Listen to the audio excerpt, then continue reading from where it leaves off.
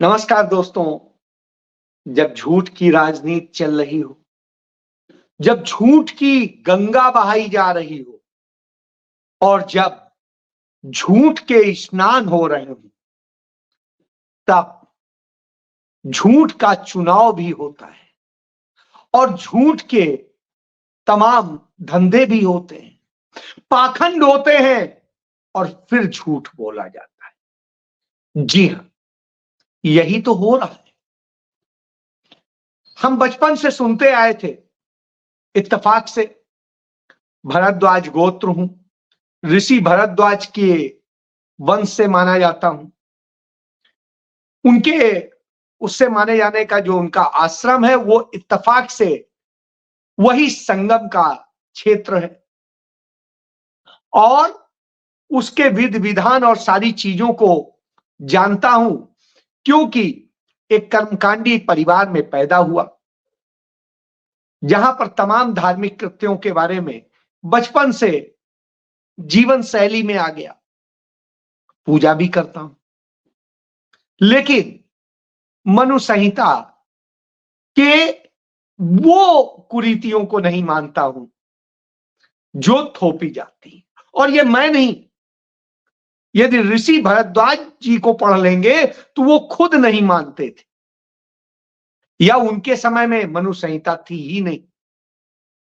बहरहाल, अब राज करने के लिए इस तरह की संहिताएं रची गई और इन्हीं संहिताओं को मानने वाले लोग बार बार कहते हैं महाकुंभ।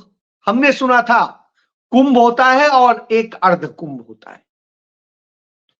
मैं इत्तेफाक से दोनों स्नान किया हूं, इसलिए कोई वो नहीं है और मुझे कोई इसमें बाधा भी नहीं। मुझे लगता है कि जब चीजें हैं, गंगा है तो पतित पावनी गंगा है, उसको स्नान करने, उसका जलाभिषेक करने, उसका पूजन अर्पण करने, इसमें कहीं कोई बुराई नहीं।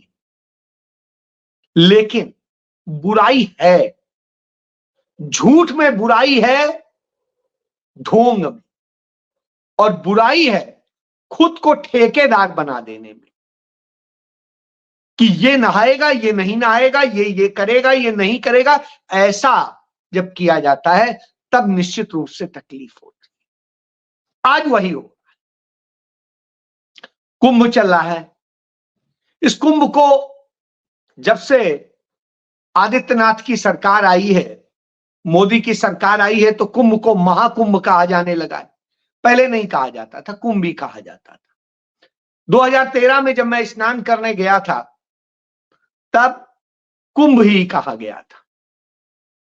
अब महाकुंभ बोला जा रहा है और जब महाकुंभ बोल करके उसके प्रचार किए जाते हैं तब यह सोचा जाता है कि आखिर उनका पालन कौन करता है।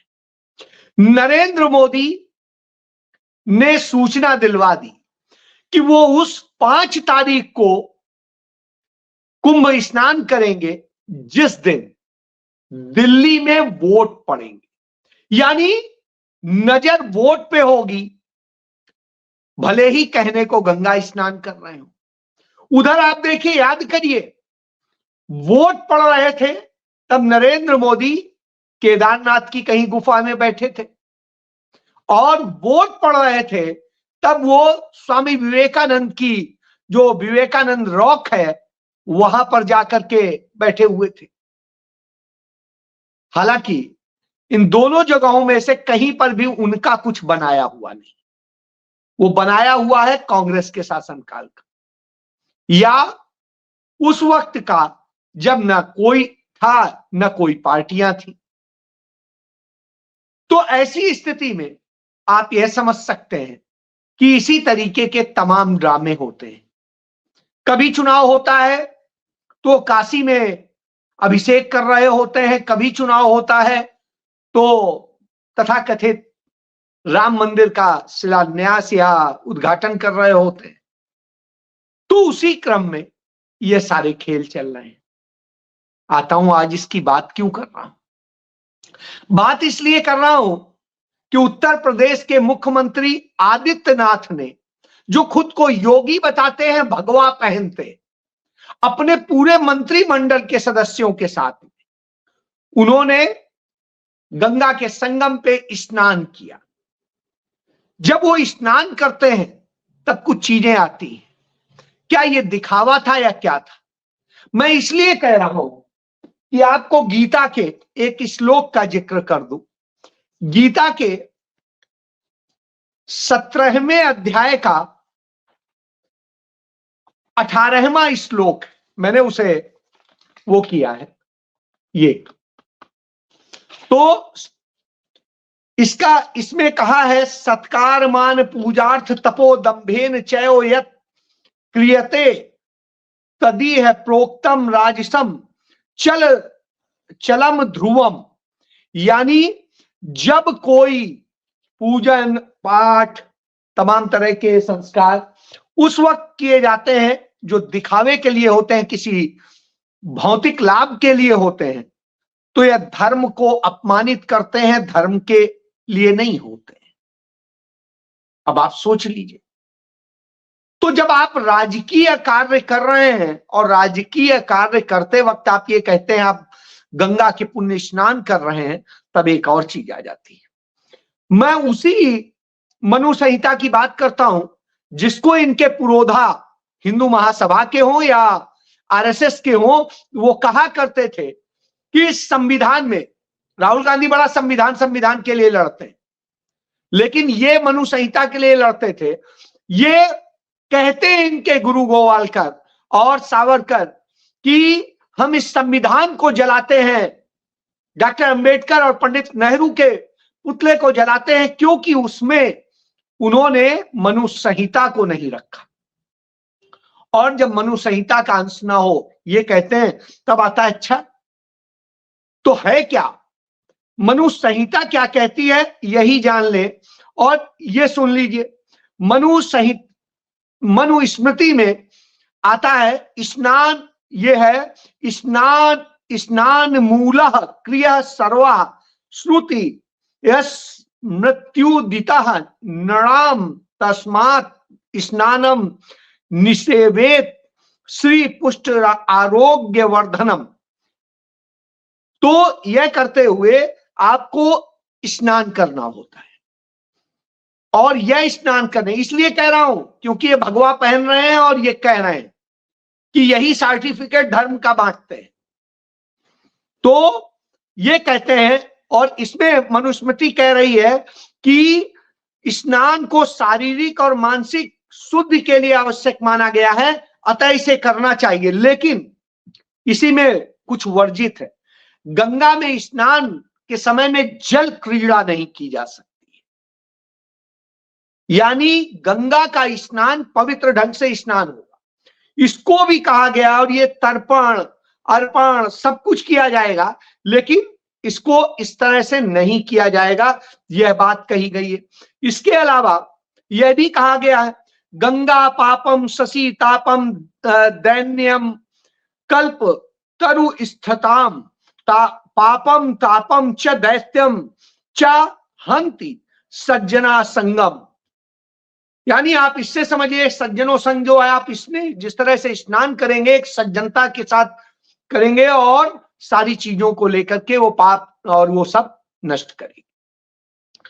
अब जब स्नान करने जाते हैं तो उसमें भी एक नियम है कि आप कैसे स्नान करेंगे। आप गंगा में पांव नहीं डाल सकते, पहले आपको दूर से गंगा को प्रणाम करना होगा, उसके बाद में गंगा को हाथ से स्पर्श करके उसको प्रणाम करना होगा, और उसके बाद आप उसमें प्रवेश करेंगे। और प्रवेश करते वक्त उनसे क्षमा याचना कि हम आपको गंदा कर रहे हैं खुद को स्वच्छ करने के लिए, और यह कहते हुए करें। फिर डुबकी का नियम है कि कैसे डुबकी लगाएंगे। गंगा में डुबकी लगाते वक्त नाक नहीं बंद की जाती, माना जाता है संपूर्ण खुला रहना चाहिए, नग्न नहीं होना चाहिए लेकिन संपूर्ण खुला होना चाहिए। और तब आप डुबकी लगाएं और पूरा सिर डूबना चाहिए, और कम से कम 3 बार, फिर 5 बार, 7 बार, वैसे 7 बार कहा गया है, और जो भगवाधारी हैं वो तो मिनिमम 7 बार। यानी इस बात को समझ लीजिए। अब आप आदित्यनाथ को स्नान करते हुए का वीडियो देख लीजिए, आपको समझ में आ जाएगा कि जो कह रहे हैं कि हम योगी हैं, हम महात्मा हैं, संत हैं, उनको अपने ही न धर्म का पता है, न धर्म के विधान का पता है, और जिसको लेके वो लड़ाई लड़ते हैं उसी का नहीं पता। उनके तमाम मंत्री और तमाम सारे लोग स्नान कर रहे हैं, और सबको देख लीजिए। मैंने राजनाथ सिंह को स्नान करते का वीडियो देखा, इन सब का वीडियो देखा, इसके पहले और तमाम लोगों का देखा, कोई ये पालन करते हुए नजर नहीं आ रहा। इससे आप यह कि जो डुबकी लगाने का क्रम है, सिर को क्यों झुकाया जाता है, क्यों नहलाया जाता है, अंदर किया जाता है, कि उससे हम प्रणाम कर रहे हैं, वो धरती तक आपके जाना चाहिए। डुबकी मतलब ये है कि आपका सिर वहां तक गया, आपने हाथ जोड़ा, फिर बाहर किया, फिर ये किया, इस तरह से आप कम से कम 3 बार, जिससे एक आदर का भाव प्रकट हो। तो यह समझ लीजिए। और मैंने नरेंद्र मोदी का भी देखा था पिछली बार स्नान करते हुए का, तो साहब किसी को उसका क्रम ही नहीं पता, कुछ नियम नहीं पता, लेकिन स्नान करेंगे और आपको सर्टिफिकेट देंगे धर्म का। तो इसलिए मैं यह बताना चाह रहा था कि असल में ये ढोंगी है, इन्हें धर्म का ABCD नहीं पता है। जिस धर्म, जिस चीज, जिस मनुसंहिता की बात करते हैं, इन्होंने वो मनुसंहिता भी नहीं पढ़ी, मनुस्मृति भी नहीं पढ़ी, और हिंदू धर्म के ये ग्रंथ नहीं है। हिंदू धर्म के जो ग्रंथ है वो वेद है, वेदांग है, उपनिषद। इसके अलावा कोई श्रुति है, कोई स्मृति है, कोई कुछ और चीजें हैं, तो उस तरह की चीजें, कुछ काव्य है, महाकाव्य है। तो यह आपको जानने की जरूरत है कि वास्तविक धर्म ग्रंथ कौन है और क्या है। ऋषिकुल परंपरा में किसी को भी अनादर करने का नहीं है, और उसमें कोई भी जाति धर्म किसी आधार पर ऊंचा नीचा नहीं है। जो ब्रह्म को जानता है वह ब्राह्मण है, जो ज्ञानवान है वो पंडित।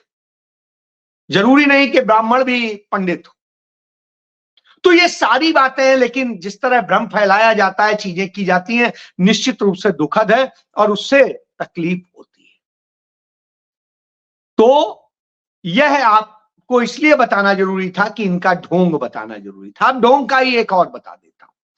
आपको याद होगा 2019 में अर्धकुंभ के समय में नरेंद्र मोदी स्नान करने गए थे गंगा का, और जब स्नान करने गए थे तो उन्होंने वहां पर दिखाया था कि हम किस तरीके से इतने महान हैं कि हम वहां पर जो है सफाई कर्मियों के पांव धुल करके और हम उन्हें एक सम्मान देने जा रहे हैं। और जब वह उन्होंने किया था 6 साल पहले, तो आप सोचिए, उन्हें प्रधानमंत्री आवास योजना के तहत घर की भी बात कही गई थी, उनकी सैलरी भी डबल करने की बात कही गई थी। लेकिन जब हम आज आपसे 6 साल बाद बात कर रहे हैं, तो उनको, उनमें से किसी भी एक को न घर मिला है, न सैलरी में बढ़ोतरी हो, और जो रूटीन में उनके बढ़ता है वो 4,000 रुपया बढ़ा। यानी आप इससे समझ सकते हैं कि 25 फरवरी 2019 को नरेंद्र मोदी ने जो वायदा किया था आज तक पूरा नहीं हुआ। तो यह गंगा के तट पर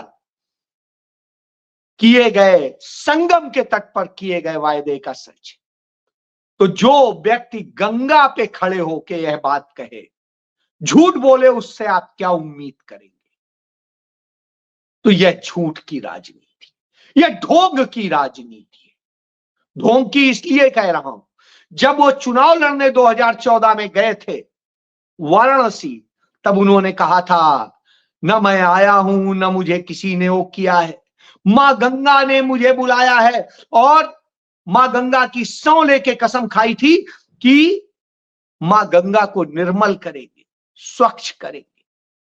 आज आप स्नान चाहे संगम में करें, चाहे वाराणसी में करें, दोनों जगह आपको जो गंदगी मिलेगी वह जल इस स्तर का नहीं है कि उसे आचमन किया जा सके। और किस तरह से भरा गया है उसमें पानी और क्या क्या किया गया है, यह आप जाकर ही देखें, क्योंकि गंगा में उतना जल नहीं था। यह एक सत्य है, यानी मां गंगा भी इनसे दुखी। अब नरेंद्र मोदी 5 तारीख को यह ड्रामा करने जाएंगे तो अपने पाप धुलेंगे। जैसा कि मैं नहीं कह रहा हूं, शास्त्र कह रहे हैं कि पाप धुलने का, तो पाप धुलने जाएंगे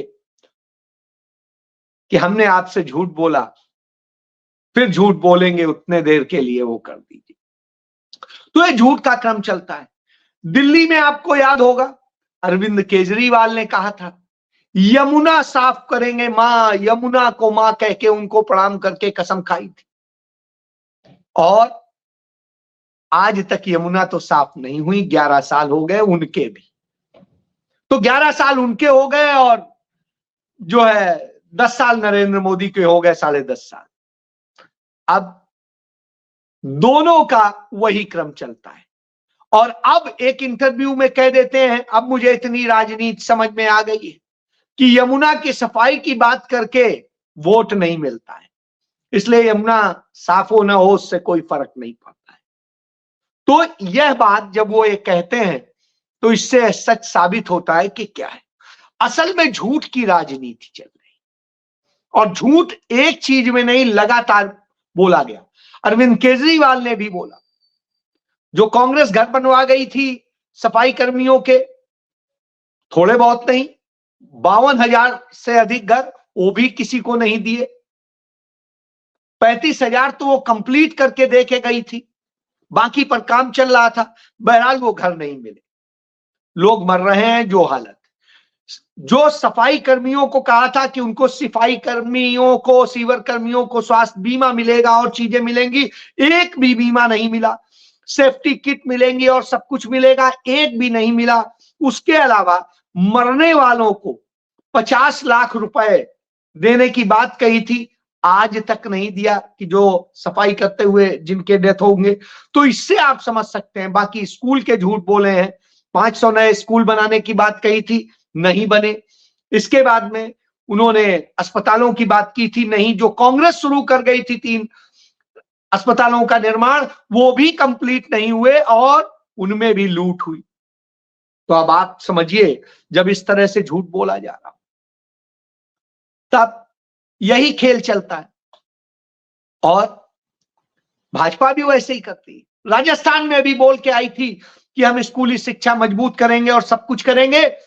आज ही की खबर आती है कि 450 स्कूल बंद कर दिए और लोग, बच्चे और उनके अभिभावक प्रदर्शन कर रहे हैं कि स्कूल क्यों बंद कर दिए। क्यों?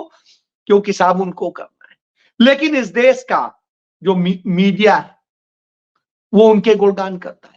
अरविंद केजरीवाल ने कहा था 2017 में, सितंबर 2017 तक हर व्यक्ति को, दिल्ली के व्यक्ति को टोटी में ही वह पेयजल आने लगेगा कि जिसके बाद उसे फिल्टर भी नहीं लगाना पड़ेगा, स्वच्छ जल आएगा और वो पिएगा। 2017 में। आज 2025 में बात कर रहे हैं, आज तक नहीं आया। बाकी टैंकर माफिया और सबकी बात नहीं करूंगा। हर चीज में जब ये इस तरह की स्थिति हो तो आप सोचिए कि कैसे और कहां क्या हो रहा है। उधर नरेंद्र मोदी का झूठ का पूरा रैकेट चलता है। जो डोनाल्ड ट्रंप ने शपथ ली, उन्हें नहीं बुलाया।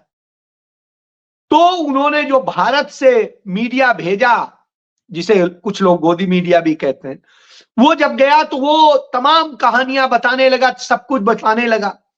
नरेंद्र मोदी को तो नहीं बुलाया, लेकिन उसको बुलाया जो खालिस्तान समर्थक है और जिसको मारने की साजिश, पन्नू को मारने की साजिश रचने की बात कही जाती है, और जिसमें जो नरेंद्र मोदी के मुख्य सुरक्षा सलाहकार हैं अजीत डोभाल, वो मुलजिम है। तो आप खेल समझ लीजिए। अडानी को नहीं बुलाया, अंबानी को बुलाया, तो ये सब खेल चल रहे हैं। क्यों? क्योंकि इन्होंने झूठ की राजनीति की, दिल्ली में भी की थी। याद करिए, जब दिल्ली में 1993 में बीजेपी जीती थी और बहुत अच्छे ढंग से जीती थी। उस वक्त में जब कितना मजबूत थी, और उसके बाद उसका झूठ 5 साल में एक्सपोज हो गया था। 3 मुख्यमंत्री बदले गए थे। मदन लाल खुराना, वो रिश्वत का मामले में जैन डायरी में सारे डिटेल आए थे, उसमें फंस गए थे, इस्तीफा देना पड़ा था।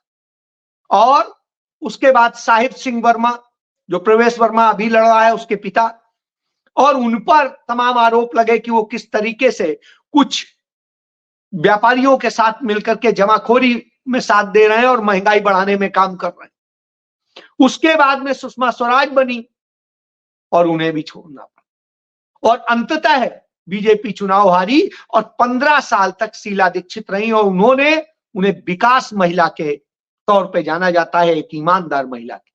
उन्होंने दिल्ली को साफ भी किया, दिल्ली को सब कुछ दिया जो जरूरत थी।